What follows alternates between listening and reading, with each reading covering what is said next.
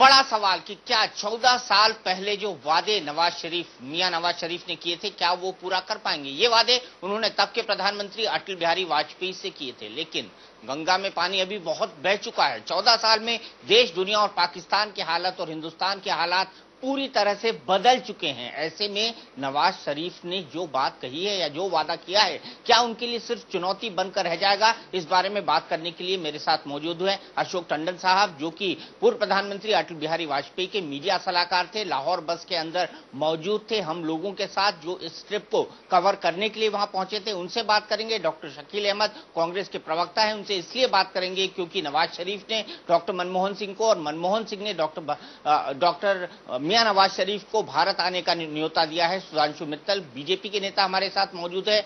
रजा मुर्तिया साहब जो कि पॉलिसी स्टडीज के चेयरमैन है, पाकिस्तान से हमारे साथ जुड़े हुए हैं। प्रफुल्ल बख्शी जी जो कि रक्षा विशेषज्ञ हैं, वो हमारे साथ जुड़े हुए हैं। और साथ ही साथ मोहसिन रजा साहब जो कि वरिष्ठ पत्रकार हैं पाकिस्तान से, वो भी हमारे साथ इस चर्चा में जुड़ेंगे। लेकिन सबसे पहले टंडन जी आपसे पहला सवाल इसलिए बनता है क्योंकि आप उस वक्त वाजपेयी जी के ठीक नजदीक मौजूद थे जब लाहौर डिक्लेरेशन पर हस्ताक्षर हो रहे थे। सबसे महत्वपूर्ण मुद्दा उसमें आतंकवाद के खिलाफ लड़ाई को लेकर था। इसके अलावा परमाणु प्रसार की बात कही गई थी कि ताजे परमाणु परीक्षण दोनों देशों ने किए थे, युद्ध न करने की बात कही गई थी। तो क्या 14 साल बाद नवाज शरीफ साहब अमली जामा पहना पाएंगे अपने?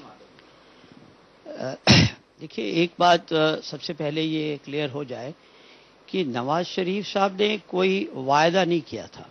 ये लाहौर डिक्लेरेशन एक करार था, दोनों देशों के बीच में एक समझौता था और वो समझौता और उसके सारे पहलू दोनों देशों पर लागू होते थे। तो उसमें जो बातें कही गई थी उनमें से कई बातें ऐसी थी जो शिमला समझौता से ली गई थी, जैसे कि कोई भी देश दूसरे देश के अंदरूनी मामले में दखल नहीं देगा और हम आपस के सभी मामले शांतिपूर्वक ढंग से, जिसमें जम्मू कश्मीर का मसला भी है, उसको बातचीत के जरिए हल करेंगे। जिस हालात में लाहौर यात्रा हुई उससे पहले दोनों देशों ने परमाणु परीक्षण किए थे, तो इसलिए सबसे पहला मुद्दा दोनों देशों के बीच में ये था कि परमाणु परीक्षण के चलते कहीं इस पूरे सब कॉन्टिनेंट में न्यूक्लियर वार ना हो जाए। तो सबसे इंपॉर्टेंट क्लास जो उस डिक्लेरेशन में थी, D nuclearization of south Asia, या हम दोनों देश कोई ऐसा काम नहीं करेंगे गलती से या जानबूझकर या अनऑथराइज तरीके से यहां पर न्यूक्लियर वार ना हो जाए। इस पर सहमति में कोई दिक्कत नहीं थी, दोनों देश तैयार थे और इसीलिए ये क्लॉज भी उस समझौते में डाल दी गई। सबसे मुश्किल समस्या आ रही थी आतंकवाद के मामले में, क्योंकि भारत पाकिस्तान की सरजमीन से आतंकवाद झेल रहा था और इसलिए उस पैराग्राफ का लाहौर डिक्लेरेशन में आना हमारे लिए बहुत अहम था। और उसमें कहा गया था कि दोनों देश आतंकवाद को, हर तरह के आतंकवाद को कंडेम करते हैं और इस बात का प्रयास करेंगे कि एक दूसरे की धरती से आतंकवाद ना चलाया जाए। मैं समझता हूं कि वाजपेयी जी की यात्रा का सबसे अहम पहलू, जिसको हम अचीवमेंट भी कह सकते हैं, कि पाकिस्तान को आतंकवाद के मुद्दे पर हमने किसी डिक्लेरेशन में बांधा और इस मामले में जो बोल्डनेस नवाज शरीफ साहब ने दिखाई उसको पाकिस्तान में क्रिटिसाइज भी किया गया था, लेकिन हमारे देश में ये एक बहुत अच्छी अचीवमेंट मानी गई थी। इसलिए मेरा मानना है कि सबसे पहले हम आतंकवाद वाले मुद्दे पर दिखाई, उसको पाकिस्तान में क्रिटिसाइज भी किया गया था, लेकिन हमारे देश में ये एक बहुत अच्छी अचीवमेंट मानी गई थी। इसलिए मेरा मानना है कि सबसे पहले हम आतंकवाद वाले मुद्दे पर बात करें। हुआ क्या है कि जिस समय लाहौर डिक्लेरेशन में आतंकवाद की बात कही गई, उस समय केवल भारत आतंकवाद झेल रहा था और वो आतंकवाद पाकिस्तान की सरजमीन से चलता था। पिछले 13-14 साल में बात ये हुई है कि अब आतंकवाद पाकिस्तान में भी हो रहा है और वो आतंकवाद पाकिस्तान की धरती से ही पाकिस्तान के खिलाफ हो रहा है। तो ऐसे में पाकिस्तान, और जैसा कि मियां नवाज शरीफ ने कहा है कि हम खुद आतंकवाद झेल रहे हैं, इसलिए हम समझते हैं कि आतंकवाद की पीड़ा क्या होती है।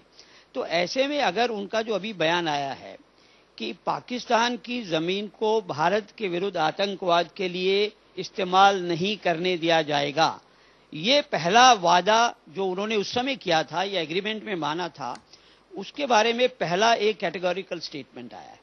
मैं समझता हूं कि हमें भारत में उसका स्वागत करना चाहिए। देखिए, नवाज शरीफ ने अपने मैनिफेस्टो में कहा कि मैं भारत के साथ अच्छे संबंध बनाऊंगा और मैं वहीं से बातचीत शुरू करूंगा जहां मेरी वाजपेयी जी के साथ बातचीत समाप्त हुई थी। तो मैं समझता हूं कि जिस बहादुरी से या जिसको कहना चाहिए कि विश्वास के साथ आज नवाज शरीफ बात कर रहे हैं, तो मुझे लगता है कि आतंकवाद के मुद्दे पर अगर बातचीत आगे बढ़ती है और दोनों देशों में इस बात का एहसास होता है कि एक दूसरे की धरती से आतंकवाद को नहीं बढ़ावा दिया जाएगा, तो बातचीत का सिलसिला आगे चल सकता है। आगे चल सकता है। लेकिन मेरा अगला सवाल डॉक्टर शकील अहमद के पास लिए चलते हैं। डॉक्टर शकील अहमद साहब, जैसे ही प्रधानमंत्री डॉक्टर मनमोहन सिंह ने फोन किया नवाज शरीफ साहब को, उन्हें भारत आने का न्योता दे दिया। तब तक उन्होंने शपथ नहीं लिए, मानते हैं वो प्रधानमंत्री बनने वाले हैं, तब तक उनके नाम पे किसी भी तरह का नोटिफिकेशन जारी नहीं हुआ है। और जानकारों ने यह कहा, शकील अहमद जी, कि आखिरकार इतनी जल्दबाजी क्यों? तो डॉक्टर मनमोहन सिंह को शायद जल्दबाजी इसलिए है क्योंकि मियां नवाज शरीफ साहब अटल बिहारी वाजपेयी की पीठ थपथपा रहे हैं, कांग्रेस रिजिम के नहीं, जो पिछले 9 सालों से सत्ता में है। नहीं, देखिए, इसमें अच्छी बात की प्रधानमंत्री जी ने कि उनको बधाई दी। ये कटसी भी है, हमारे पड़ोसी देश के हैं और हम इतिहास और अपना पड़ोसी नहीं बदल सकते हैं चाह के भी। देखेंगे कैसी ये एक तरह से इंटरेस्टिंग कोइंसिडेंस है कि भारत के जो अभी प्रधानमंत्री हैं उनका जन्म अभी जो पाकिस्तान है उसमें हुआ है, डॉक्टर मनमोहन सिंह जी, और अभी जो पाकिस्तान के प्रधानमंत्री बनने वाले हैं नवाज शरीफ साहब, उनका जन्म आज जो भारत का अमृतसर है उसमें हुआ है। तो ये बहुत ही एक संयोग भी है और विशेषताएं भी हमारी हैं। तो स्वाभाविक रूप से उन्होंने बधाई दी और ये बात सब जानते हैं कि नवाज शरीफ साहब प्रधानमंत्री बनने वाले हैं, आज बने कल बने, वही सबसे बड़े लीडर उभर के आए हैं। और जहां तक अटल बिहारी वाजपेयी जी से उनकी बातें थी, वो व्यक्तिगत रूप से बातें नहीं थी। आज नवाज शरीफ जी आकर के अटल बिहारी वाजपेयी जी से व्यक्तिगत रूप से मिल सकते हैं, लेकिन अगर उनको भारत के साथ कोई बात करनी है, भारत देश से कोई बात करनी है, तो स्वाभाविक जो आज देश का नेतृत्व है, आज देश के जो कर्ता धर्ता है, उनसे बात करनी होगी। और वो लीडर जो अपोजिशन के दूसरे लोग हैं उनसे वो बात करेंगे। अटल बिहारी वाजपेयी जी से व्यक्तिगत संबंधों के कारण मनुष्य हैं, हम साथ काम करते हैं, तो स्वाभाविक है कि आत्मीयता बढ़ती है। उस समय ये प्रधानमंत्री थे, उस समय वो प्रधानमंत्री है। मेरा तो व्यक्तिगत मानना है, नवाज शरीफ साहब वैसे भी बड़े लीडर हैं पाकिस्तान के, लेकिन मेरा मानना है कि उनको और मजबूत बनाने में अटल बिहारी वाजपेयी जी की बहुत महत्वपूर्ण भूमिका रही है।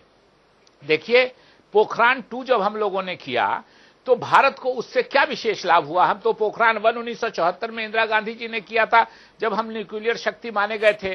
लेकिन वाजपेयी जी ने सिर्फ, और सारी तैयारी नरसिम्हा राव जी के समय में हुई थी, उन्होंने कुछ सोच करके कि इससे पाकिस्तान को लाभ नहीं हो जाए, ब्लास्ट नहीं करने दिया। अभी कलाम साहब जो राष्ट्रपति थे, उनका पूरा बयान आया है, तो उसको मौका दे दिया ब्लास्ट करके, पोखरान 2 करके अटल बिहारी वाजपेयी जी ने नवाज शरीफ को, कि 11-12 दिन के बाद नवाज शरीफ साहब ने पूरे अपने देश में ब्लास्ट कर लिया।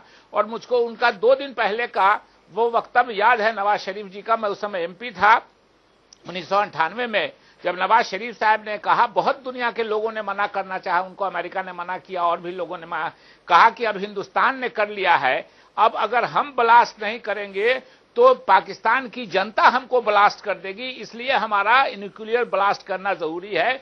और वाजपेयी जी के इसका ही बहाना बना के उन्होंने न्यूक्लियर ब्लास्ट किया। पहले से तैयारी रही होगी, 11 दिन में कोई नहीं तैयार कर लेता है, भारत के 11वें या 12वें दिन उन्होंने कर लिया।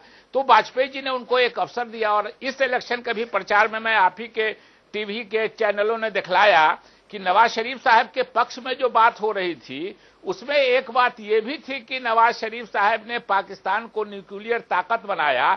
तो ये सीधे सीधे एक तरह से उपकार है अटल बिहारी वाजपेयी जी का नवाज शरीफ साहब पर और पाकिस्तान पर, कि एक मौका उन्होंने दिया उनको न्यूक्लियर ताकत बनने का। आज जब भी हम बात करते हैं तो कहते हैं दोनों देश न्यूक्लियर शक्ति हैं। हमने शांति पूर्ण तरीके से न्यूक्लियर के इस्तेमाल के लिए बात किया था, लेकिन उन्होंने तो कह के किया कि चूंकि हिंदुस्तान ने किया है 10 दिन 11 दिन 12 दिन पहले, अब हम नहीं करेंगे तो पाकिस्तान की जनता ब्लास्ट कर देगी। इसलिए स्वाभाविक रूप से थोड़ा सा और साफ लेकिन काम डॉक्टर किया है, शकील अहमद, आपने मेरे सवाल का जवाब नहीं दिया। लेकिन हम स्वागत करते हैं। मेरा सवाल ये था कि डॉक्टर मनमोहन सिंह ने उनको बुलाने में जल्दबाजी क्यों की? नहीं, स्वाभाविक रूप से हम दोनों देशों में संबंध है, दोनों पड़ोसी हैं, वो जीते हैं, उनको बधाई दिया है। हम दोनों देश चाहते हैं कि हम लोगों के आपस की स्थिति सुधरे, लेकिन पाकिस्तान को समझने के लिए जो पाकिस्तान का डेमोक्रेटिकली इलेक्टेड लीडर होगा वो पाकिस्तान और हिंदुस्तान में अच्छे संबंध चाहेगा। लेकिन पाकिस्तान में दो ऐसे समाज के अंग हैं जो समझौता नहीं चाहते हैं, जो अमन शांति नहीं चाहती है। एक फौज जो डराती है लोगों को कि हिंदुस्तान की शक्ति बड़ी है, हिंदुस्तान की फौज बड़ी है, उसका खतरा है, इसलिए हमको मजबूत करो, हमको शक्ति दो कि हम हिंदुस्तान की फौज से मुकाबला कर सके।